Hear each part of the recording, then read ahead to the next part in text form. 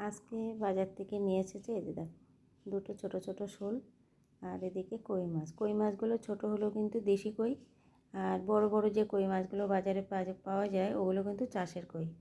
মাছগুলো আমি কেটে চলে এসেছি, মাছগুলো এখনও নড়ছে, দেখেছো? কই মাছকে কবিরাজ মাছ বলা হয় কেন জানো? যে ধরে তাকে চেনে, যে কাটে তারে চেনে, যে রাঁধে তারও চেনে। তাই মাছগুলো কেটে ধুয়ে চলে এলাম। এবার একটু লবণ আর হলুদ মেখে কিছু সময় রেখে দেবো, কেননা জ্যান্ত মাছ সঙ্গে সঙ্গে ভাজা করলে কিন্তু মাছটা ভেঙে যেতে পারে আর ভালো ভাজা হয় না। সেই জন্য আমি একটু লবণ হলুদ মেখে কিছু সময় রেখে দেবো। আমার আনুষঙ্গিক আরও কিছু কাজ আছে, সেই কাজগুলো সেরে চলে আসবো, সবজিটাও কেটে নিয়ে আসবো। মাছটা লবণ হলুদ মাখা হলো, এবার থাক। চলো, এই যে জমির থেকে একটা ফুলকপি তুলে এনেছিলাম এখান থেকে 2-3 দিন আগে, সেটা রান্না হয়নি, আজকে মাছ দিয়ে করব, সঙ্গে একটু বেগুন আলু দিয়েছি। তাহলে সবজিটাও কাটা হয়ে গেছে, চলে এসেছি। এবার আমি একটা কড়া তরকারি বসাবো আর একটা তাওয়াতে মাছ ভাজা করব। জ্যান্ত মাছ একটু ভাজতে সময় লাগে, তাই আগে শোল মাছটা দিয়ে দেবো। শোল মাছ একটু ভাজতে সময় লাগে, তাই এদিকে ভাজা হতে থাক, তার মধ্যে ওদিকে আমার তরকারিটাও হয়ে যাবে তাড়াতাড়ি রান্নাটা। ওদিকে তরকারিটা চাপিয়ে দিলাম, লবণ হলুদ দিয়ে একটু নেড়ে চেড়ে ঢাকা চাপা দিয়ে রাখবো। তার মধ্যে আমি বাটা মশলাটা তৈরি করে নিয়ে এসেছি। এই যে বাটা মশলায় ছিল আদা জিরে আর ধনে আর কাঁচা লঙ্কা। আমরা তো সব তরকারিতে কাঁচা লঙ্কা খাই, তোমরা সবাই জানো। আমি কাঁচা লঙ্কা ছাড়া তরকারিতে কিন্তু খাই না, মাংসেও কিন্তু কাঁচা লঙ্কা দিয়ে আমার রান্না করতে হয়।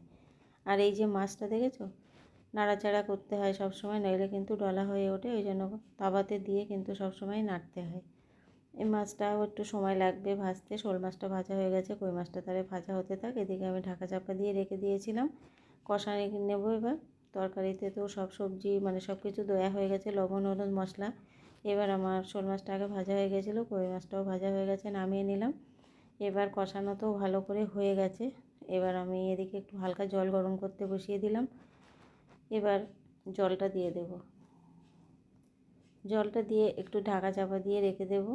আর বড়ি দিতে বলেছিল কিন্তু দিলাম না, জ্যান্ত মাছের মধ্যে এখানে বড়ি কিন্তু অত ভালো লাগবে না, ওই জন্য আমি আর বড়ি দিলাম না।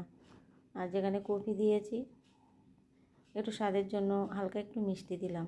মাছটা সবসময় একটু সামান্য কপির তরকারিতে মিষ্টি দিতে হয়, দিলে স্বাদটা বেশ ভালো হয়। এবার মাছটা তুলে দিলাম, দিয়ে এই মাছটা একটু ঝোল ঢুকতে সময় লাগবে, ঢাকা চাপা দিয়ে কিছু সময় রেখে দিয়েছিলাম। দেখতে পাচ্ছ তেলটা ছেড়ে দিয়েছে, রান্নাটাও কিন্তু প্রায় হয়ে গেছে। এবার ঝালের জন্য দুটো কাঁচা লঙ্কা উপর দিয়ে ভেঙে দিয়েছিলাম, অনেকে আবার ঝাল পছন্দ করে, তার জন্য ওই কাঁচা লঙ্কা ভেঙে দিয়েছি।